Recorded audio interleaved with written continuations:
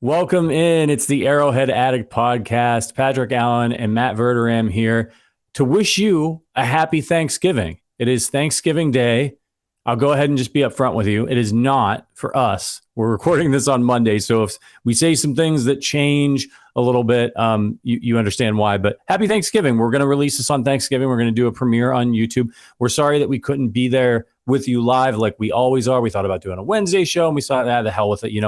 Let's lay something down and let's leave the content on its regularly scheduled day. I know a lot of you are going to be with family and stuff today, but I understand how that can be, and I'm sure that maybe some of you would like to sneak away for a little bit, watch a little Chiefs talk once your crazy uncle starts talking politics. How are you doing, Verderame? I'm good. I am looking forward to Thanksgiving, so I hope everybody out there has a great holiday. Certainly, there are times where you do try to sneak away from family. Although I'll be with my wife's family, which means very Midwestern values. It's going to be very nice and cordial, and everybody's going to be happy, and everybody's going to say nice things to each other. It's a little different than the holidays I grew up with, which little bit louder, but it'll be good. It'll be good. Are you doing anything special for it? Yeah, man, we're driving to Ohio to see my family from Chicago. We're going to leave on Wednesday. I have not been home for Thanksgiving since I was in college. So I'm 39. Wow. And the reason for that is, as you know, we lived in New York City for over a decade. And, I would go home for Christmas. And it was just, what it's like, how expensive it is in New York. And it just didn't make sense to spend the money to go home, fly home on Thanksgiving, and then turn around and do it again on Christmas. So usually just deferred to Christmas and went home for a week. So I just haven't been back. And then we moved to Chicago, and Mag's family's here. So we do Thanksgiving here and go to. So I'm really excited. I haven't had my mom's famous stuffing and all that great stuff that I grew up eating in a long time. So I'm really looking forward to it. Well, I'll tell you what, that sounds great, by the way, and I hope you guys have a great holiday. I do on Twitter, I have this super followers thing, and so I do like a weekly chat with those guys and gals. And one of them the other day asked me like my most underrated and overrated food dish for Thanksgiving, and he was like, my most underrated is homemade mac and cheese. And people talk about this all the time. In my family, we've never once had mac and cheese for Thanksgiving. Yeah, no. And I decided I'm making it for Thanksgiving this year. I don't care. If nobody else is going to step up to the plate, then I'm going to. Because I'm sick and tired of being looking for side dishes, and it's there's stuffings with cranberry in it. I'm like, I don't want stuffing with cranberry in it. Yeah. So I know we're going to get to that more at the end of the show, our food takes on Thanksgiving. But I'm just tossing that out there that I'm going to try to make it into a spectacle of just a vat of mac and cheese.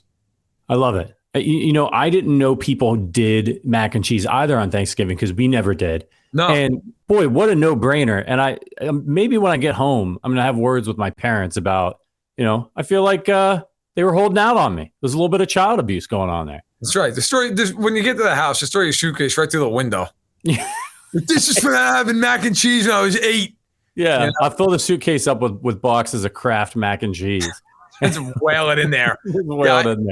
Yeah, well, we used to have a coworker, Shay, who she said her family, they'd get Chinese food.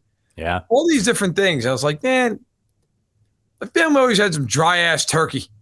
Right. It's always what we had. And it was just pour more gravy on it. Yeah, you got to get that. You got to get that dark meat. The white meat dries out quick if it's not. You got to. Yeah. Listen, everybody. We hope you have a wonderful Thanksgiving. You and I talk about this, I think, every year. When I think about Thanksgiving, I think about going over to my grandparents' house, sitting in the living room while they're cooking, watching John Madden and Pat Summerall, NFL football. I can't. Football has to be on wherever I am for Thanksgiving, and it's not the same without John and Pat. But boy, that's what I grew up watching. I miss it. I'm with you. I always there's never been Thanksgiving I haven't sit down and watch football. So it's funny.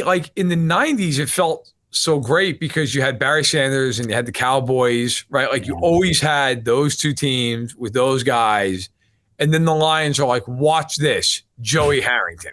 And it has not been the same since, although, at least the Lions, now they're on a 3-game win streak. It'll be kind of fun to sit down. The Cowboys and the Giants, okay. Then you have the Thursday night game, the Thanksgiving night game, which the Chiefs actually were the inaugural version of that when they played the Broncos like 15 years ago. Yeah. I will say I'm always glad that when the Chiefs don't play on Thanksgiving. And there's obviously only a handful of years you really have the opportunity to anyway, but I just want to enjoy my holiday. I looked at the schedule this year. I'm a big schedule nerd. I know you know this, but I look ahead and I'm always like, all right, when does Christmas fall? And I looked and I knew Christmas was on a Sunday. So I'm like, all right, that means the games will be on a Saturday, but that also means they're going to roll out like a double or a triple header. Yeah. I was so relieved when the Chiefs didn't play on Christmas. Yep. I just want to enjoy Christmas. I don't want to have to sit there. They play, what was it? 2016, they played Denver. Now they beat the piss out of them. So it actually turned out to be a great game. But man, I don't want to do this on Christmas. Just let me relax and be. And so I like watching other teams. I don't want to watch my team. As we start to talk Chiefs here, I got to let you know that this podcast is brought to you by the Kansas City Beer Company, KC Beer Co., largest locally owned brewery in Kansas City, and the only brewery to focus on German beer styles in Kansas City. We were throwing them back last night. Again, we're recording this on Monday, so we were up late, euphoric after the Chiefs-Chargers game, and I drank 2 during the show, just went to town, had another one after, and now I'm out. So thank goodness we're coming to Kansas City pretty soon. They're an award-winning brewery. They've got a terrific lineup of brews. So whatever type of beer you're into, KC Beer Co. has a style for you. Look for the red KC Beer Co. cartons in your local store and support the Arrowhead Addict podcast by supporting KC Beer Co. They've truly been just blown away my expectations for a partner for this podcast over the past year. Absolutely fantastic. We've got more exciting stuff coming with them. Do us a favor and give them a shout out at KC Beer Co. on Twitter. Wish them a happy Thanksgiving. Say the Arrowhead Addict guys told me to wish you a happy Thanksgiving, and dare to beer different. Please drink responsibly, 21 and over. Okay, so are you still in the afterglow a little bit? Just kind of before we move on from that Chargers game, I can't stop thinking about it. I mean, it was such a huge win for the Chiefs and an MVP moment for Patrick Mahomes. Yeah, I mean, I'm writing our quarterback rankings. That'll be up on Wednesday, so hopefully everybody checks those out. And I was trying to figure out, I always try to figure out what I'm going to lead with the title and the summary at the top. And I always try to make it different every week. I don't want to sit there and just write about the same 2 guys or 3 guys. My only thing was Mahomes had his MVP moment. That felt like the game where unless he falls off a cliff, he's MVP of the league, right? I no disrespect to Tua and Jalen Hurts. If they have the ball in that spot, I'm not saying you don't believe they're going to go down, but you're not he's going down and putting it in the end zone, right? Right. Mahomes, there was no doubt, at least in my mind, there was 0 doubt they were scoring. It was he's going to take the ball. It's funny. They got down 27-23, and yet as much of a nervous wreck as I am during every one of these games, I felt an amazing peace because I felt like they've got plenty of time. They have plenty of time. And if he's got plenty of time, he's scoring. And we talked about it on the show on Sunday night where they showed Herbert on the sideline just staring out onto the field. And it was this look of complete resignation. It's he's going to score. Yep. And there's nothing I can do about it. And it's just, look, I think it's a great win. It's a big win. They've beaten the Chargers on the road 9 years in a row now. That's unbelievable. That spans back to San Diego and then to their soccer stadium and out of their current stadium. Right. And I saw that from Daniel Popper over at The Athletic, who does a great job covering the Chargers. So shout out to him. But 9 games in a row, they've beaten the Chargers on the road. They've beaten them 9 times in a row. They haven't lost to Denver since the Obama administration. The Raiders, they beat up on game in and game out.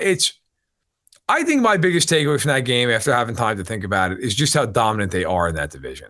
I get people could say, well, the Broncos and Raiders have flopped. And it's okay, but this was supposed to be, I won't say a rebuilding year, but this was supposed to be kind of a reloading year, recalibration. Yep. This division is done. We're recording this on November 21st. This division's done. it's over with. Now the focus, as we're going to talk about here in a minute, now it goes from the division to getting the top seed. That the division's done. That's accomplished. Now it's, can you get that number one seed in the AFC? It certainly is. And last thing on last night, or when you're listening to this on Sunday night, was my thought is that I'm really impressed with this defense in the way that they have not been perfect, obviously, but have closed out games in recent weeks with their pass rush. When they needed to dig deep, they did it against Jacksonville, they did it in some other games. When they needed to dig deep and get pressure and get a big sack and make play, they've been able to do it. And I think there's been previous times during the Mahomes era where I've been sitting there and I've been like, my God, I hope that they have the ball last. Please let them get the ball last. Because if the other team has the ball last, you don't want to be in that situation with Patrick Mahomes on the sideline where you're like, God, I hope, I hope they're gonna win and he's never gonna touch the ball again. And Now I don't feel that way. I feel like, I don't feel super confident, but they've done it. They've much like they did against San Francisco in the Super Bowl. Well, I'll say one thing for them. They've been much better in the second half of these games. I feel like the first half is just, you never know what the hell they're doing. Then the second half, they really do. They adjust. They figure it out. They're never going to be, with this offense, a great defensive team. I actually thought, if people didn't see it, they can check it out on YouTube. It's where I saw it. Chris Jones talked to Rodney Harrison and Jake Collinsworth after the game on Sunday. It was a good 6 minutes. And he talked about, he's like, you can't judge the defense by its numbers because this offense scores so many points that teams just go into this hurry up, score at all costs, like don't worry about field position type of game. He's like, teams are going to have numbers against us. They're just going to. He's like, but we don't, like, that's not how you can judge this defense. And I totally agree with Chris Jones. Like, yeah. I think sometimes that gets overrated, like the numbers. People are like, well, look at yards per play. And it's like, all right, yeah, but think about it this way. Now, this wasn't the case on Sunday night, but it's been the case many times this year. Chiefs are up by a big margin in the fourth quarter, like an insurmountable margin. And a team then has, in the fourth quarter, 20 plays. And they rack up 180 yards in the fourth quarter of just pure garbage time. Let's even say less now. Let's say 160 yards. That's 8 yards per play. Like, that would be the worst mark in the NFL. But if you're the Chiefs, who the hell cares? Like, what does it matter? You're up 30 points. Like, you're trading the time for the yardage. You're conceding the yardage. Whereas if you're a crappy team, and I'll use Denver as an example for this because I think this is absolutely the truth of Denver. Denver's defense is okay. Denver's defense looks as great as it does because nobody ever has to score against Denver. Like, you're playing to score 20 points. So you're going to be more conservative. You're going to play a field position game. You're going to play a game that if you're beating them, you're just going to run it to the line 3 times and punt. Well, yeah, your yards per play is going to look really good, and the other team's just running a fullback dive 3 times and punting, right? Like, so I think numbers do lie sometimes. And the Chiefs defense, I wouldn't say it's really good or anything. I think it's a mid-level defense. I think they're a decent NFL defense married to a great offense. And if their special teams gets to where it normally has been under Tobe, yeah, that's a recipe for winning the Super Bowl in 2022. Yeah, they're giving up about 23 points a game. And I think the exciting thing is they have a chance to get better. A lot of young players, had a lot of injuries. Hopefully they continue to hit their stride in the second half. And if they can bring that number down to 17, even 20, right. You're feeling pretty good with what the Chiefs have on offense. And look what they had when they played the Buffalo Bills that game. They did a pretty good job of containing Buffalo. It's not like Buffalo marched out there and put up 42 points and they were firing on all cylinders. Yep. So, feeling really good about the defense. Well, let's talk about that number one seed. The Chiefs are doing all right. They're the number one seed right now. So that's more than you can ask for, given the fact that they lost the game to Buffalo. They're 8-2. And then they've got a slew of teams behind them. We talked about this last night about how important it was for the Chiefs not to lose this game because they would have fallen into a 5-way tie for the best record in the AFC. They got Miami 7-3, the Titans at 7-3. They got the breaker over them. Baltimore at 7-3 and the Bills at 7-3. And then you got three 6-4 teams in the Patriots, Bengals, and Jets, I think only the Bengals of that group has an opportunity to climb into that race for the number 1 seed. I don't see New England or the Jets doing it. Chargers are out of it. So that's the focus, as you mentioned, for the Chiefs. And they got a game coming up this weekend that they got to worry about. Is this a trap game for the Chiefs to taking on defending Super Bowl champions who are not good, only have 3 wins this year? They're banged up like crazy. Is this a game where the Chiefs go out there and it's one of those where they come out really flat, especially coming off an emotional victory against the Chargers? It could be a little bit because they also play the Bengals next week. And I would contend of all the games they want to win this year, that Bengals game is numero uno. Like if there is a game that they want blood, it is that game. Yeah. That's the kind of game with them. I brought it up earlier, that Christmas Day game against Denver, Christmas night game when they were winning by like 20 some odd points with 2 minutes left, and they had Dontari Poe throw a touchdown.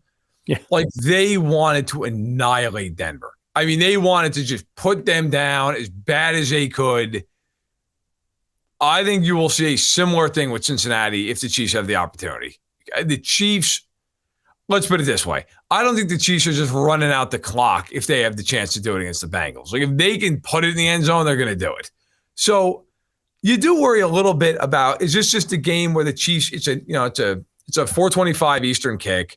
So it's not an early game, but it's not a primetime game. Like there's part of me that says, I think the Chiefs understand where they're at this part of the year. Like they know now, like, look, you're in the home stretch. I know there's still 7 games to play, but like now you're to a point where you can kind of smell it a little bit. You know, your division is essentially clinched. It's time to now make that push. The Rams are awful.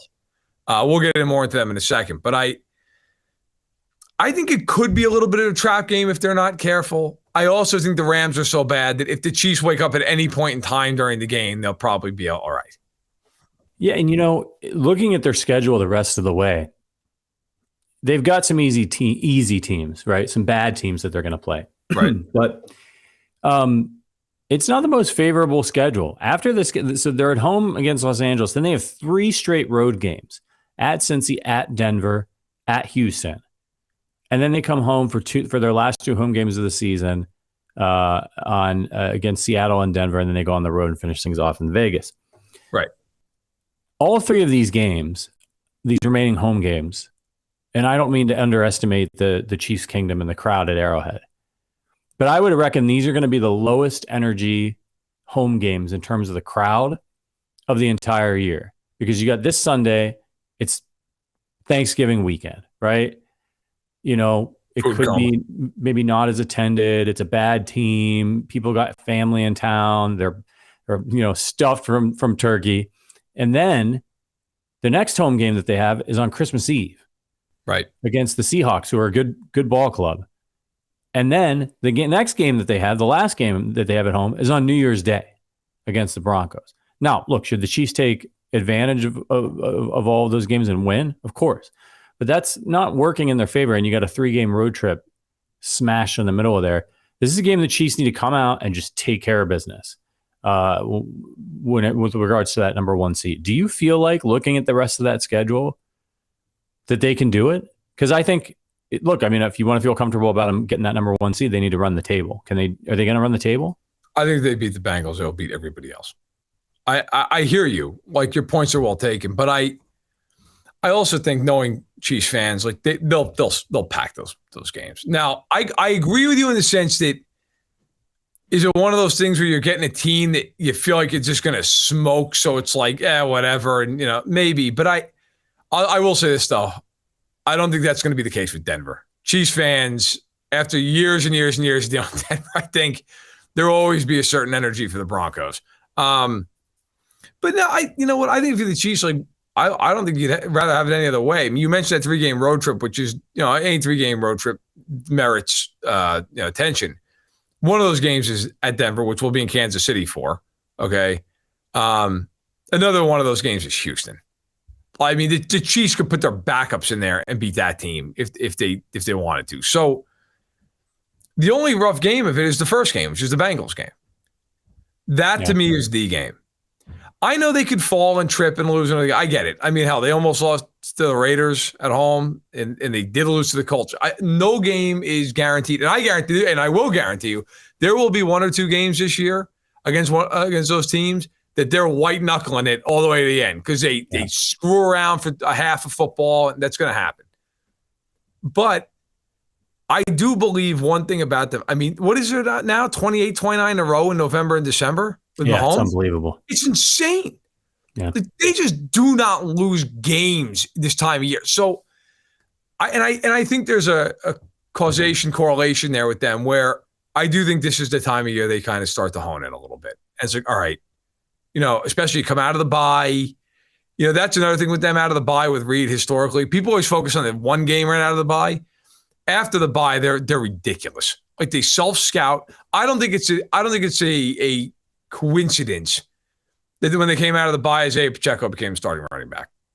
Like, I don't think that's a coincidence that happened. I don't think it's a coincidence that all of a sudden defensively they're getting 5 sacks a game. Like, they self-scout really well. So I think the Chiefs can lose one more game and be the 1 seed. I think that's because I don't think the Bills or the Ravens are on the table either. I think they can win one or lose one more game. But if obviously, like you said, if you want to have guarantees, then you got to run it. You got to run it all. One of the things that works in their favor when you look at this schedule is Denver, right? Like they're pretty much packing it in. Not quite yet, but their record is so terrible. Vegas, by the time they get to week 18, it's over. Oh my God. I mean, they might actually walk out on the field with their golf clubs over their shoulder. Right. I mean, you want to talk about it. That is actually real quick. That is one thing I will say about this schedule. The last 2 games of the year, home to Denver and at Vegas. If the Chiefs get to that, and all they got to do is win those 2 games to go to the 1 seed, they will do it. Because you couldn't find 2 teams that'll be more cooked that time of year. I mean, Denver is going to be dying to get the hell out of town after the way that season's gone. Right. And if you think the Raiders are going to rise up and play for Josh McDaniels in week 18, I got another thing for you. Like there is no scenario and the Chiefs won't take it lightly because they're divisional games, you would think. So that is one thing I think that bodes really well for them. Those 2 games, I mean, you might not be able to find 2 teams that'll lay down more than those 2 at the end of the season. And I know these guys are professionals, but you got to think Denver, man, they're going to be in Kansas City on New Year's Eve with nothing to play for. You don't think some of those players might, I know they'll have a curfew, but it's just got to be so distracting. Whereas the Chiefs, if the Chiefs are playing for the 1 seed, then, they're going to be on lockdown. No going out, no doing anything crazy. It's a really interesting final stretch here for the Chiefs, but if they can get it done, that Vegas game may not matter. If they do win out, it might be locked up for them. Like if Buffalo's more than a game behind, right? That's who you got to worry about, right? Although Baltimore too. Yeah, Baltimore is because the Chiefs probably lose a tiebreaker to them with the conference record, so they're probably going to have to beat them out, right? And the Ravens have the easiest schedule left in football. Yeah. So, but it's funny, like you mentioned like New Year's Eve and I also this time of year, it starts happening with these teams that are totally out of it. These guys are like, he's got a hamstring pull. Right. He's out for the year. Guys go to IR. It's like, what the hell? You're not gonna risk some guy in a week 17 game that's banged up. Like, why? I mean, you're not gonna do that. And I'm not saying anybody's like being soft or anything, but it's just practicality. Like you're not, if you're Denver and one of your 5 best players is beat up, you're gonna trot him out there in that game. Right. What? Because you're 4-10 or 4-11. Like, I don't. There's no benefit to you to do that. Especially if you're a team that has your draft pick. Like, I'll tell you right now, Houston, you want to find a team that wants to lose. I mean, the players don't want to, but the executives or everything else get the number 1 pick. Oh my God. I mean, they might be holding hands running into the end zone with the Chiefs. Make sure that you get down by enough they can't come back. That game. You're going to find games like that as the year winds down where guys are just it's like, look, man, I'm beat up. I'm not playing this game. We're 1-10-1. Like, I'm not going out there and getting my ass kicked. There's no point. Right. Yeah. All right. Let's do a little Thanksgiving thing here. Let's see what the Chiefs are thankful for. Number one here, you have Mahomes, Jones, Kelsey, Veach, and Reed. Are they up for major awards? Obviously, Mahomes for the MVP. Right. There's starting to become noise and buzz around Chris Jones for Defensive Player of the Year. Yep. Does Kelsey have a case for Offensive Player of the Year? I saw somebody throw out on Twitter, should he be in the MVP conversation? He won't be in that. But, I do think like the Offensive Player of the Year thing is not insane. He has 855 yards receiving. He's sixth in the NFL in yardage. And for tight ends, like it's hysterical, the difference. I mean, the next tight end comes in 28th in the league at 551. That's Mark Andrews. I mean, he's 300 yards ahead of Mark Andrews. It's not even the same league. Yeah. And he's leading the NFL with 11 touchdowns. I actually think his former teammate Tyreek Hill is probably the one who's in the driver's seat for this right now. Yeah. But if Kelsey finishes the year with like 17, 18 touchdowns and he sets a new record for tight end receiving yardage, which he already holds, it's at least like he's a candidate. Yeah. Then you get to Chris Jones. Chris Jones is getting to a point, man, where like you really got to talk about it. I mean, he is tied for fifth in sacks. Judon has 13. He's been great. Parsons is 10. Zadarius Smith in Minnesota and Nick Bosa have 9.5. Chris Jones, Max Crosby, Alex Highsmith, and Justin Houston have 9 sacks. Now, all those guys are edge guys, except obviously for Jones. You wonder if he gets to like 15, 16 sacks and they win 14, 15 games, like he's got a pretty damn good case. Yeah. Like if I had to do a ballot right now, it's probably Parsons and Jones, like 1 and 2. I think it's a real case to make.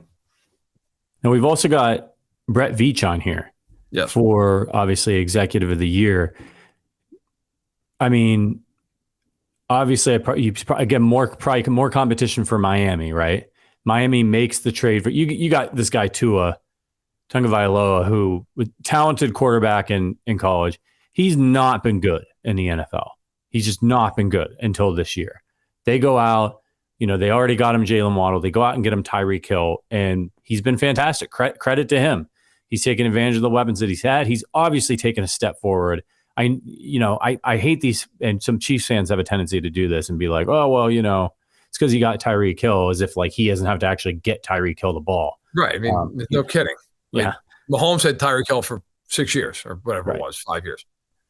But do you think is there anybody else you can think of? Obviously, what is his name? Roseman out in Philadelphia.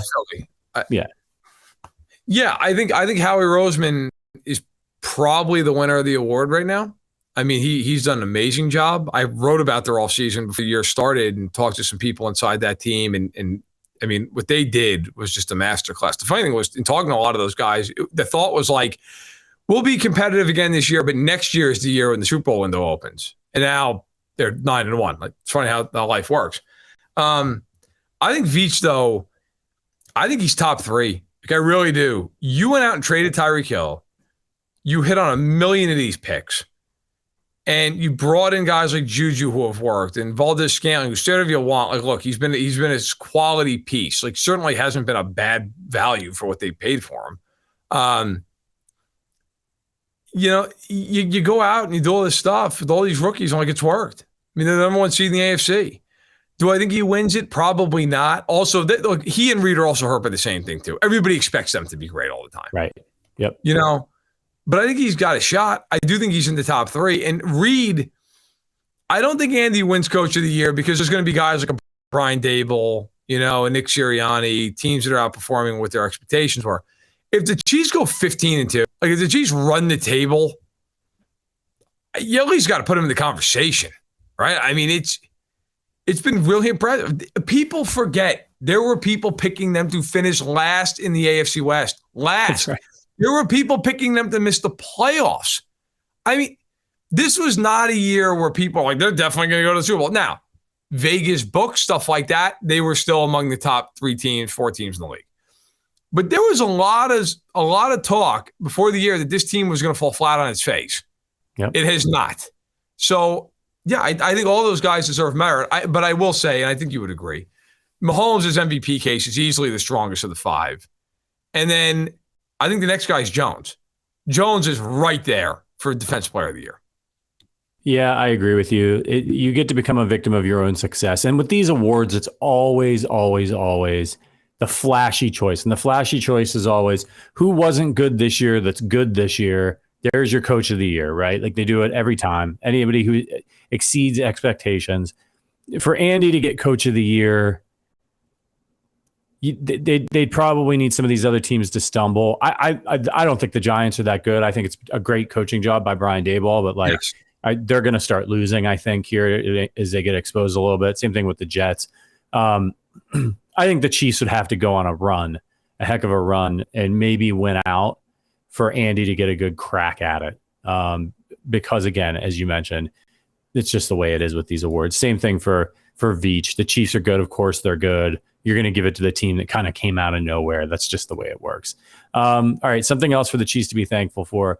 Of those guys that we just mentioned, Mahomes, Jones, Kelsey, Veach, and Reed, how many of them are Hall of Famers or possible future Hall of Famers? Kelsey could quit tonight. He'd be in the Hall of Fame. Agreed. Could Mahomes, God, I hope he doesn't, but could he retire at the end of the year and be in the Hall of Fame now? I think he may not be first ballot, but you'd be able to make an argument for him. I mean, I think those two guys, like Kelsey's in, and Mahomes is going to get in. I mean, God forbid, barring something catastrophic, he's getting in.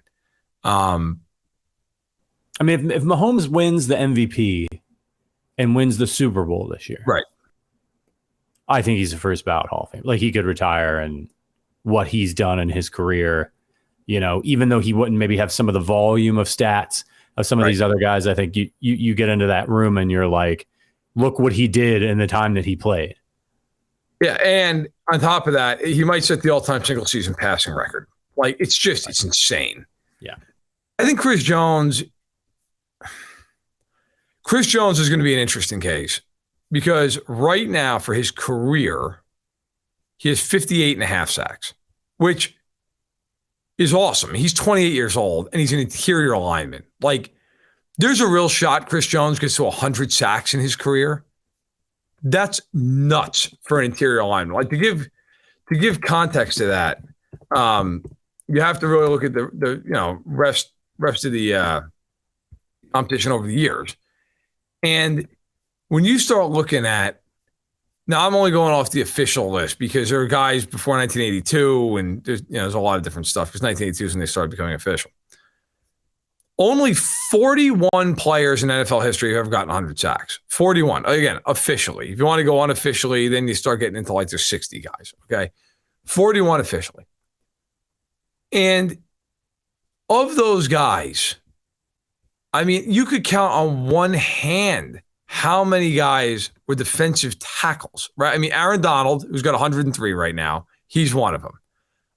Then you've got to keep going and going and going and going and going. And I mean going all the way up the list until you get to John Randall, who has 137 and a half, which is just impossible for a D tackle. That's the entire list. That is the entire list of D tackles that have ever gotten to 100 sacks. Obviously, Donald's going to walk into Canton. Randall walked into Canton. The thing that hurts Chris Jones is he's never been a first-team All-Pro, ever. He is a 3-time Pro Bowler. He obviously has he's going to be a Pro Bowler this year, so he'll be 4 years in a row. He has made some second-team All-Pros. I think he will get into Canton. I do. It'll help him that they've won a Super Bowl. He was a huge part of it. And then Andy's walking in. So I think those 4 guys are getting in. Now, Brett, I mean, look, that GM's, it's a harder thing. He's going to have to be really great for a long time. Yeah. But he could. I mean, if they win 3-4 Super Bowls with him as a general manager, yeah, probably go to Hall of Fame. Yeah, I mean, the litmus test for his career, and he's so young that, he could be around for a long time, but he can accomplish it during the Mahomes era, right? If he continues to, it's not just about being involved in bringing Patrick Mahomes to Kansas City, But being able to continue, and we've seen how difficult this is for other GMs and other personnel departments around the league. If they can continue to surround Patrick Mahomes with enough help, it's an easy Hall of Fame case. If they win 3 Super Bowls, right, they're going to win a billion games as long as he stays healthy. So I think if they win 3 Super Bowls over the course of Pat's career, I think Brett Veach is probably going to get in the Hall of Fame. Is there anybody else on the team that you're like, that guy has Hall of Fame potential? Obviously Tyreek Hill, he'll get in, I would think, one day. Yeah. I don't know that anybody else. I mean, maybe you want to say in terms of potential, like one of the offensive linemen, Creed Humphrey. Yeah. I mean, he'd probably be the guy. I'll tell you what, he's not going to make the Hall of Fame, and he shouldn't. But Carlos Dunlap's had a damn good career. Like 100 sacks, like I just said. I mean, now again, he's obviously a guy who did not do most in Kansas City, but I think those are the guys. But those guys, they're probably. I mean, look, Kelsey, Mahomes, and Reed they're going to the Hall of Fame. Yep. And if Jones hits 100 sacks, which he could, I think Jones is going to the Hall of Fame. I do. I think he gets in, and Veach, obviously you got to wait and see. But a lot to be thankful for if you're a Chiefs fan with those guys. I mean, a lot, because they have ushered in a whole new dominant era of Chiefs football. Well, speaking of guys that aren't going to make the Hall of Fame, but the Chiefs should be thankful for, what about the new additions? Which additions, whether they be rookies or free agent signings, are the Chiefs most thankful for this season in your view? I think it's got to be the corners, right? I mean, these 3 rookie corners have just been awesome. You watched them again last night. I mean, McDuffie, I think, got beat once. Yeah. Watson got beat once across his face on a deep crosser. And Williams got, I don't want to say beat on a deep ball to Allen. Really, I got to be honest. They put him in a brutal spot there. Like, you got to have help there. You have to have a safety. And that was a hell of a catch and throw. It was. I mean, he really honestly played it pretty well. It was a great play. Their young rookies are playing really well at corner. I think Karlaftis is going to be really good. I know people sit there, how could you say that? He has half a sack. Chris Jones had 2 sacks as a rookie. Right. I don't care. Like, when a lot of times when I watch guys like that, I want to see, like, you have bend, you have explosiveness. Yeah, he does. Like, he has all the traits. I think that kid is going to figure it out and put it together. Brian Cook's been very good for them when he's been asked to fill a bigger role. But I have to say those 3 rookies and now potentially here Pacheco, they have really, really changed the course of the season, especially the corners. Yeah, agreed. I'm going to give it to Juju Smith-Schuster. He's been totally fantastic. Exactly what you wanted when you signed him. A guy you probably want to extend. Hopefully he's on the field this week and is recovered from his head injury. If he's not, leave him on the sidelines. But he's been a great outlet and another sort of security blanket for Patrick Mahomes, which is fantastic news because that means it's harder to focus on Travis Kelce. And if you're going to focus on Travis Kelce, now you've got Juju Smith-Schuster, and he's a chain mover for them. So hopefully he's healthy and stays that way for the rest of this run. I think we could be sitting here and look, when we had Brett Veach on the show, who, he so graciously came by and chatted with us. He talked about Sammy Watkins. And when we asked him about Juju Smith-Schuster, and he talked about what Sammy brought to the team with his blocking and just his big body and physicality. If the Chiefs win the Super Bowl this year, or they go on a deep run, I think Juju Smith-Schuster is going to have a big say in that. And we're going to look back at some plays like we did with Sammy against Houston, the big catch in the Super Bowl where we're like, oh man, as much as people were unhappy with the entirety of his Chiefs career, they don't win that Super Bowl without Sammy Watkins. So he was important. And Brett Veach thought he was important enough that he wanted to go and find a similar type of player. No doubt. Sammy Watkins came up big in all those playoff games that year. And if they're going to win the Super Bowl again this year, they are going to need Juju. They're going to need him to make some plays. They're going to need MVS to have a game where he has 80 yards. Look, when you win the Super Bowl, there are no passengers. You need everybody, because when you get in those playoff games, you're going to come across teams who are going to say, look, so-and-so, and in this, for the Chiefs' purposes, Kelce, he's not beating us. He is not beating us. And you're going to have to beat us somewhere else. Yep. Enter Juju, MVS, McCole Hardman, Kadarius Toney, Sky Moore. I mean, Pacheco. Like, those are the guys. I remember that Super Bowl run when the Chiefs were able to win those 3 games. They ran the ball really well in the playoffs. Like, Damian Williams was a huge reason they won the Super Bowl. He's not a guy who's going to the Hall of Fame. He's not going to the Ring of Honor, but he was an enormous reason why they won the Super Bowl. A guy like Mike Pennell defensively.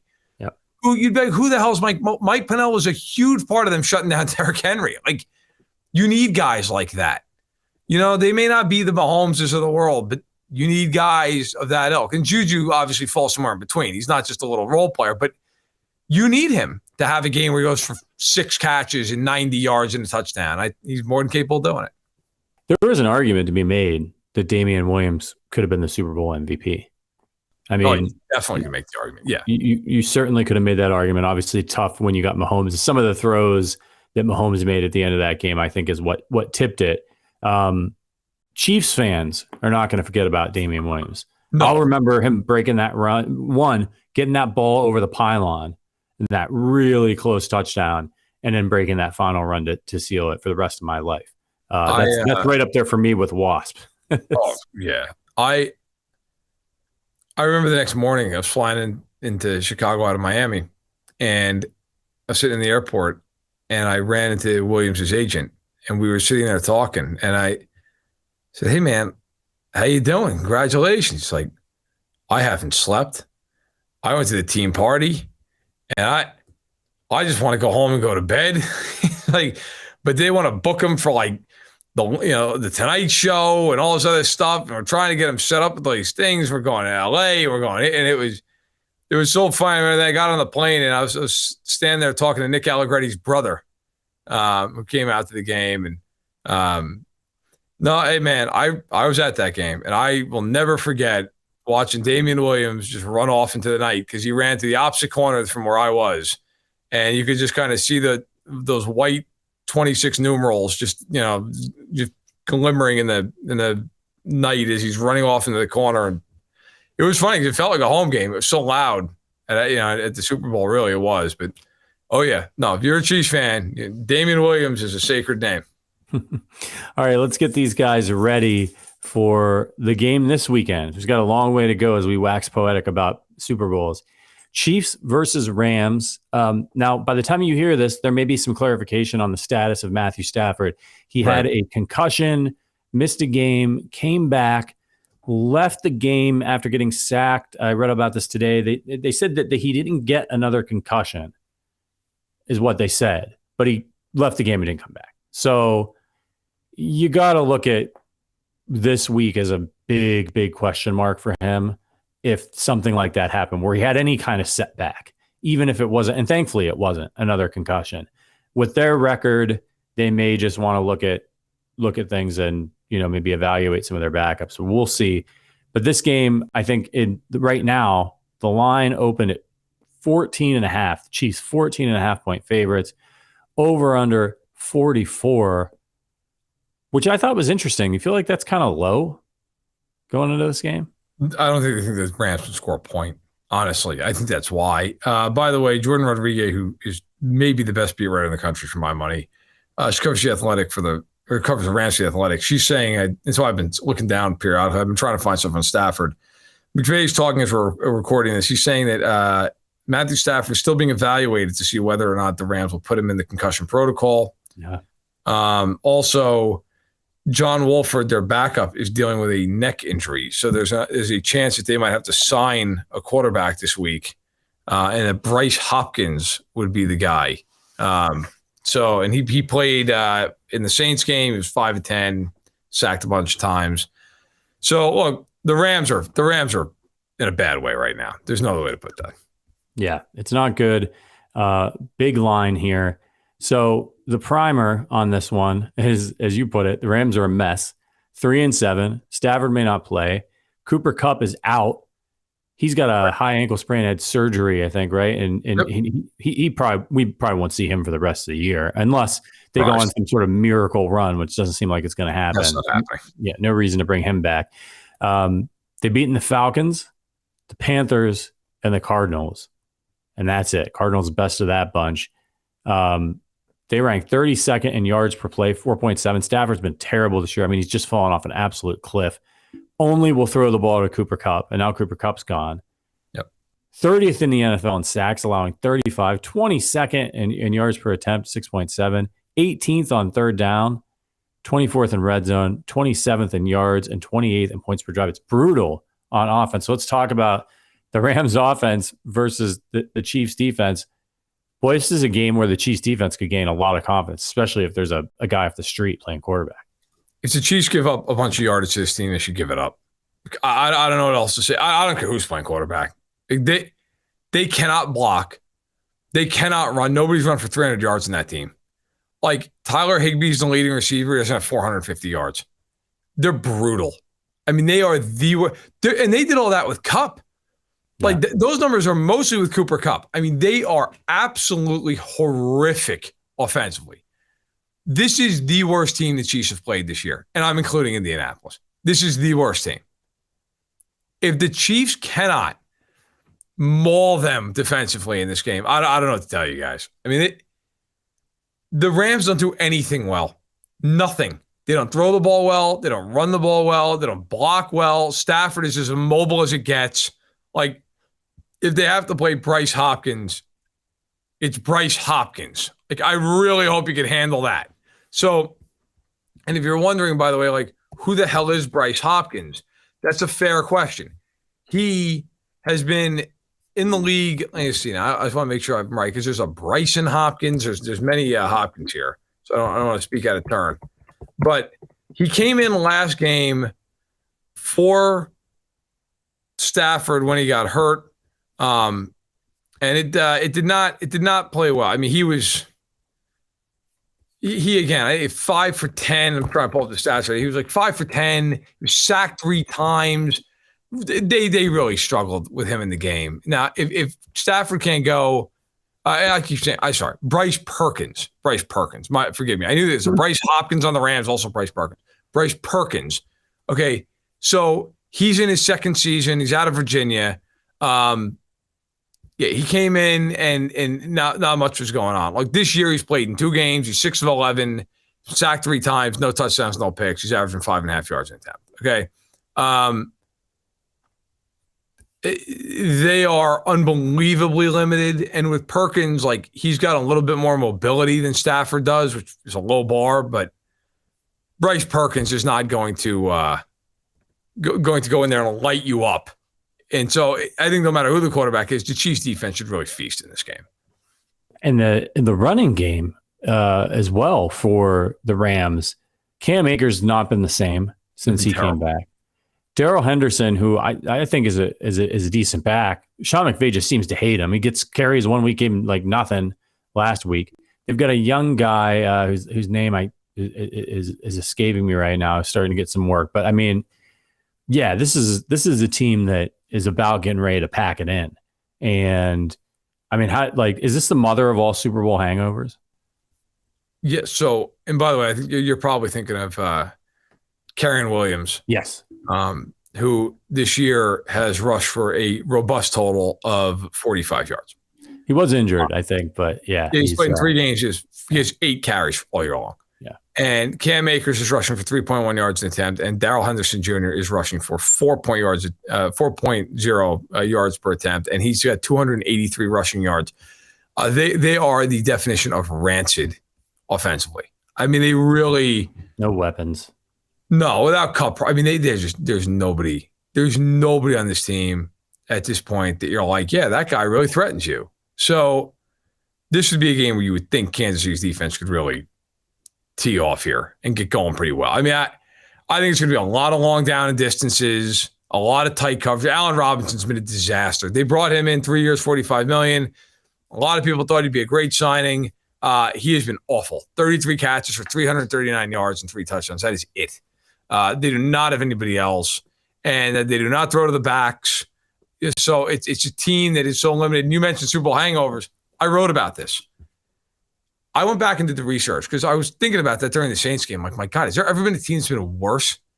So in the NFL's history, in the Super Bowl era, only 7 teams have ever won the Super Bowl and had a losing record the next year. 2 of those teams, it happened in strike years. So you kind of put that to the side a little bit. Weird years, stuff like that happens.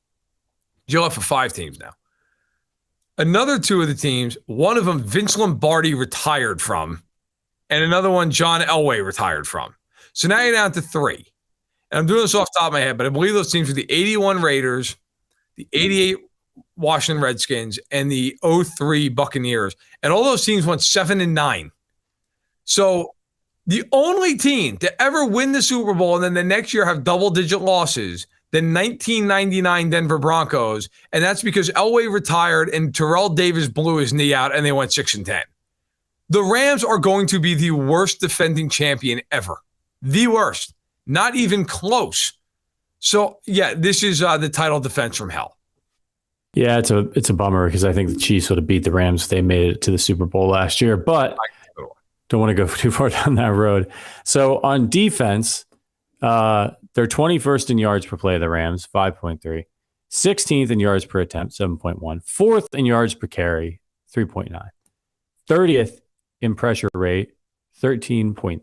21st in sacks, 18th in third down, 4th in the red zone. So they do some things well defensively, particularly defend the run. But is this going to be a game where Mahomes just goes off, especially if they get Juju Smith-Schuster back? So Bill Barnwell, who does a great job for ESPN, tweeted this out last night that the Rams, or on Sunday night, the Rams are the worst team by DVOA in man coverage in the NFL.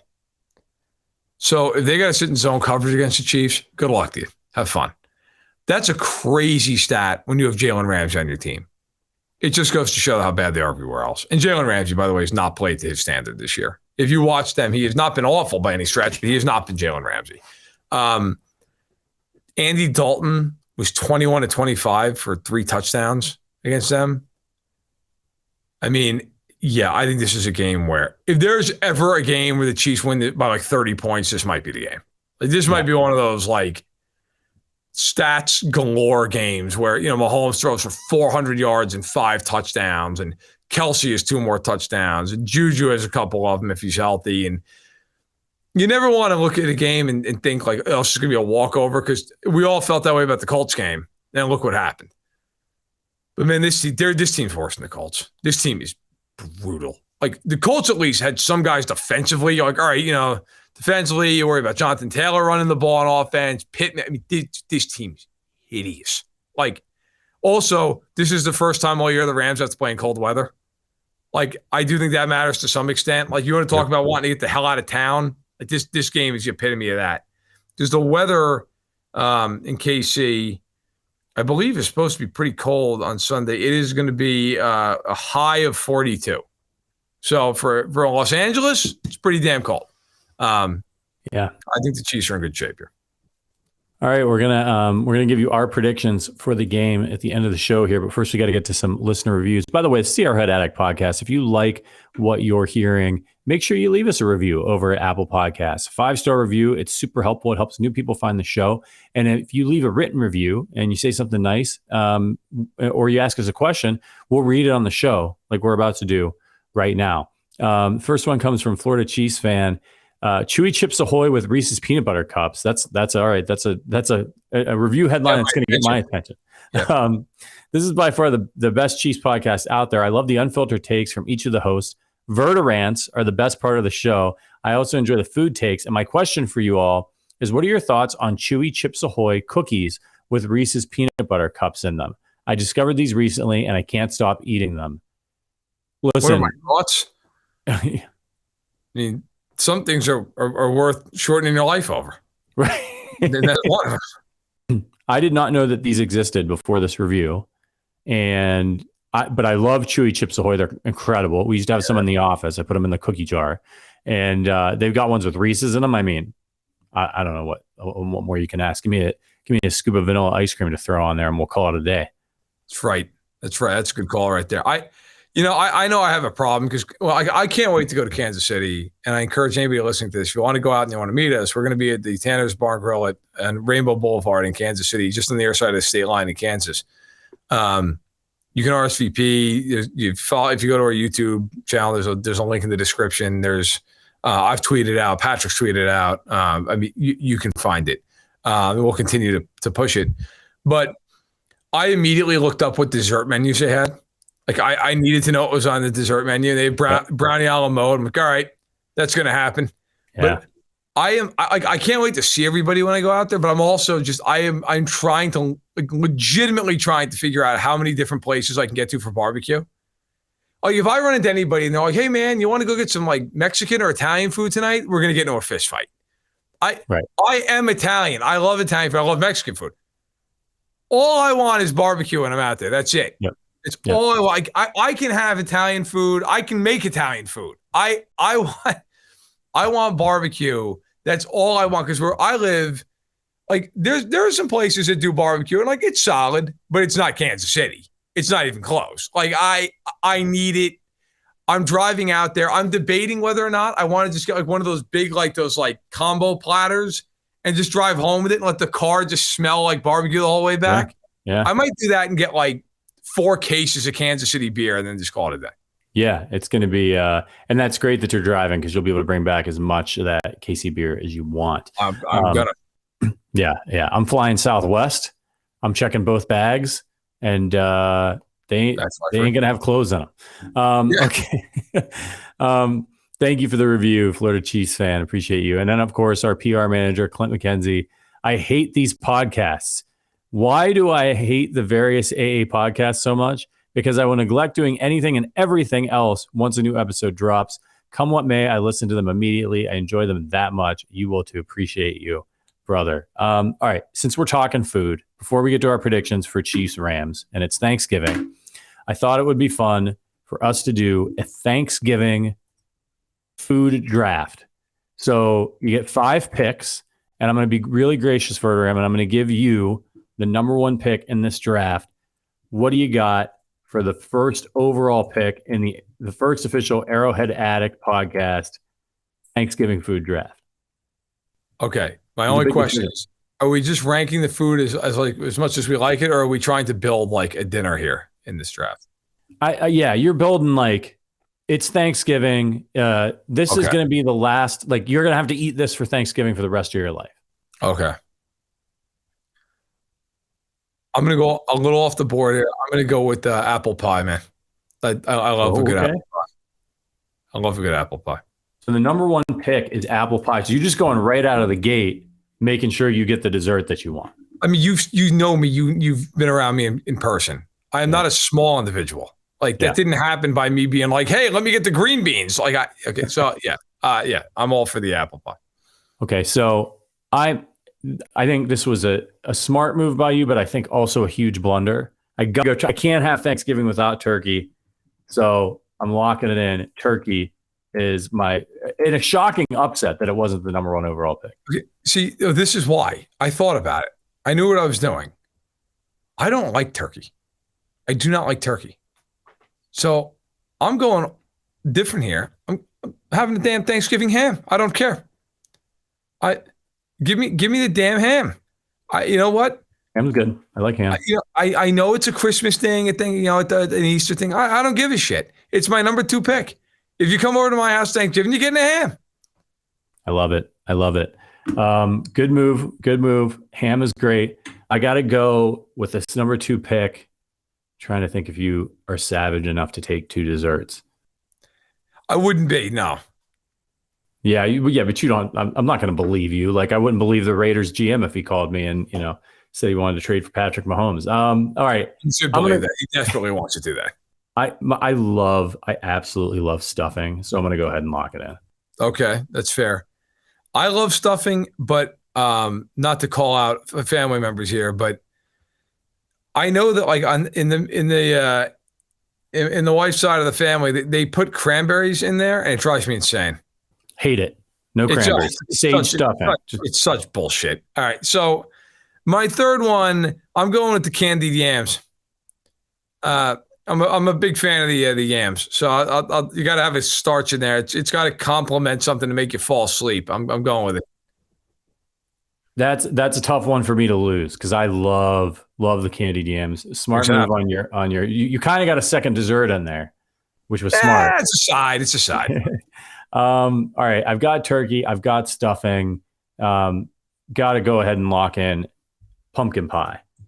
Well done. That's well done. Got to do it. Got dessert taken care of. All right, your fourth pick.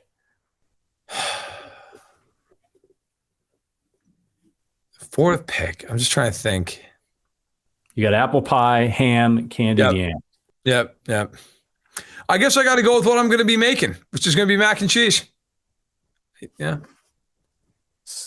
I think this is a brilliant move by you. You know, because you got the ham now, you got the mac and cheese. I think those go well together. Yeah. And then you basically got two desserts. So yeah. I'm ready to loosen the belt or maybe watch the belt explode and hurt a small child when the thing goes flying off. You're doing very well here. Notice are yams considered a vegetable? Who cares? They're good. It's a potato, isn't it? I guess is yams producer Richard. Do you know this? Are yams a vegetable? I'm going to break Google and ask this.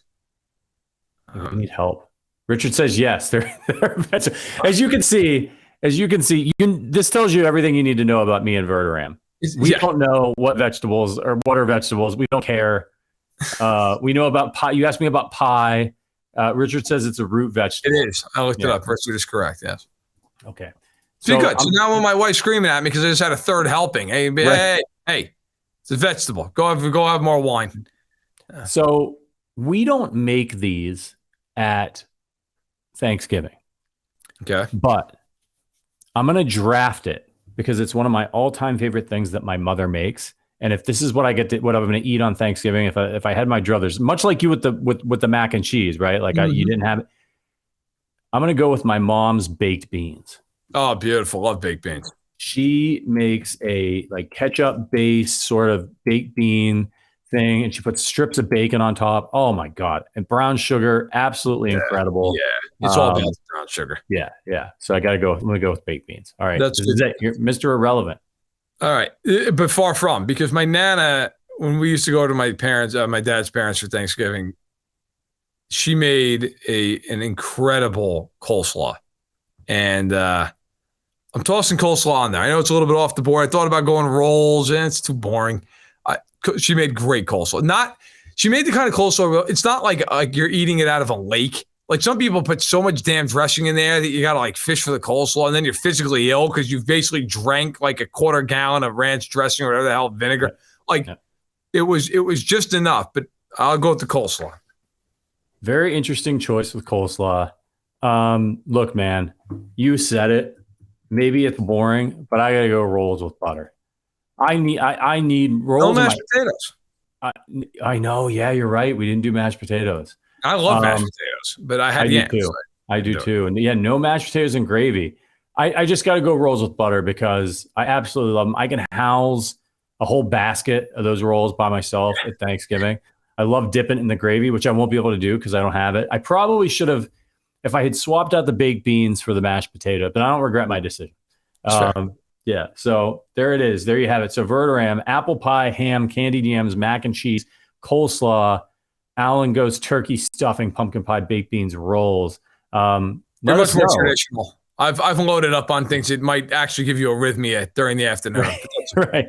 Let us know in the comments of this YouTube video who's you like better. Maybe we can get a poll going. I don't know who has the best Thanksgiving draft. Okay, let's get back to football and close this thing out here. Chiefs at home taking on an abysmal Rams team. Verderame, I'll let you go first. What is your final score prediction? Do the Rams get desperate and make a game of this thing? I think it's 34-17 Chiefs. I think one of the touchdowns for the Rams is in like garbage time. I know the Chiefs have a tendency to leave teams around sometimes. I don't see it in this game. I don't. They're terrible. And I know you even say, well, what about the Titans? Like, they had a backup quarterback. Yeah, but they have Derrick Henry. Like, they have a great coach who defensively like gets that team right every week. The Rams are just garbage, man. I mean, outside of Donald and Ramsey, that team is brutal. There's not one guy in that offense who scares you with Kupp being out. And I mean, it's just, I think the Chiefs, even if they get off to a slow start, I think there's going to be a stretch in this game where they rip off like a 21-0 run over the course of like 3 or 4 drives and the game's just over. Yeah, I think this is going to be the game where Patrick Mahomes closes the door on the MVP conversation. You can argue he's already done that, but this is a game where he's got the chance to run up the score and throw like 5 touchdowns. And I think they're going to do it. I think this is going to be a runaway for the Chiefs. I've got this one, Chiefs 42, Rams 13. So take the over. And I think that we'll probably see a defensive score, especially if they've got a backup quarterback in there. Right. With the way that they're rushing the passer right now. And that's the thing. Chiefs are rushing the passer really well right now. They're getting 5 sacks, 3 sacks a game. You got a young and experienced quarterback back there against these guys the way they're playing right now. And Spagnuolo and him liking to blitz and sending Snead and sending these other guys. Good luck. There's going to be a fumble. There's going to be a scoop and score, a pick six, something along those lines. Remember, the Chiefs are still, I think, losing the turnover battle this year. Doesn't matter because they got number 15. I think things get even a little bit in this game. They might get multiple turnovers. Patrick Mahomes throws 4 touchdowns, something crazy like that. So Chiefs 42 and Rams struggle 13 points on offense. All right, Verderame, we got to get out of here. People got to eat. The turkey's People do have to eat. I mean, we have to eat even though it's Monday, but I still have to eat something. It's brutal. It's brutal that we've been talking about Thanksgiving and it's only Mondays. I'm starving now, and I want it to be here. By the way, we have to wrap this way because I want this at the end of the mock draft. What is the most overrated bullshit food on Thanksgiving? Cranberry. Yes. It is the only decision. Yeah. The amount of people who get jacked up about cutting open a can and then just slapping that greasy ass cranberry sauce down. Like, hey, look, there's the rings on. I'm like, yeah, from the can, it's congealed to it. Yeah. Why are we excited about this? It's garbage in a can. Yeah. What do you think about the bougie Thanksgiving dinners where somebody has actual cranberries? Are you okay with that? No, those people are even worse. Like, I'd rather you be the human garbage you want to be. And you're like, look, I bought this for $2 at Costco, and here it is. Cut along the rings, kids. It's been in there for 7 years. I'm more okay with that person than the person who's like, I slaved away over cranberry sauce for the last 5 hours. Get out. Right. You had all that time, and you made cranberry sauce? The hell's wrong with you? You could have made something that everybody wants to eat. Yeah. Here's the thing about Thanksgiving is when you're up there and you're trying to load, there's that real estate on the plate is valuable, right? I'm throwing a ton of mashed potatoes on there, a bunch of stuffing. I got the turkey. I'm already out of room. All right. Yep. And I got to work the candied yams in there, put gravy on that. Somebody's going to make like a green bean casserole or a broccoli casserole or something like that. I got to get in on that. There's cheese involved with a lot of those things. I don't have room for cranberry sauce. I mean, it's just get out of here. I think there's so many households in America, they buy a can of Ocean Spray and they're sitting there eating, and they're halfway through Thanksgiving dinner and somebody says, oh, we forgot the cranberry sauce. And then they say, does anybody want cranberry sauce? And everybody just blankly stares at them. And they're like, oh, okay. And then that can of cranberry sauce is there next year and the year after and the year after till somebody either donates it or throws it away. Well, you always get the one asshole at the dinner who's like, yeah, I'll take some cranberry sauce. And then it's just, that person should be obligated. You get into a fist fight with the biggest person there. I'm with you 100%. All I want to do is grab a nice big plate of food and sit down and watch. This is the first Thanksgiving since I've been a fan, so I don't have to work. I just want to sit down and watch the games. That's all I want to do. I don't want to be bothered. Also, by the way, apple cider, the GOAT, bring it on. I just want to sit down some apple cider, big plate of food. The last thing I want to do is be behind somebody who's like, I don't know how much cranberry sauce. Should I go 1 rings in or 2 rings in? Like, take the whole fucking thing. It sucks. I don't care. You waste your plate. That's fine. So I'm with you. Hey, listen, man, safe travels to Ohio. Enjoy your Thanksgiving. We will catch back up on Sunday after the Rams and the Chiefs do battle. We'll be on right after the game. Hopefully the Chiefs don't give us something to sweat over and it's 9-2 and it's an easy 9-2. And then we start looking at the Bengals game, which let's just say there will be a few storylines for that game. Yeah. Jamar Chase will probably be coming back, and I think Andy Reid's going to be in his bag for that Right. game. If if he's been holding anything back, he's going to be unveiling it for that game. By the way, again, as Verderame mentioned, we'll be in Kansas City December 11th at Tanner's Bar and Grill on Rainbow Boulevard. I think it's a boulevard. We're going to be hosting a watch party for the Chiefs Broncos game on Sunday Night Football. Go to arrowheadaddict.com/events. It has all the details. You can RSVP. It'll get you a few extra raffle tickets. It's going to be a lot of fun. We're going to be betting on the games, having a blast, giving away a ton of stuff. Casey Beer is going to be there. Tanner's is going to be giving stuff away. It's going to be awesome. We will see you then. But we're going to be going our separate ways here. We're going to eat some turkey, and we'll see you guys on Sunday. We'll probably do a halftime show, and then we'll be there for after the game of Chiefs versus Rams. Thank you so much for your support this week. We appreciate it. As always, go Chiefs.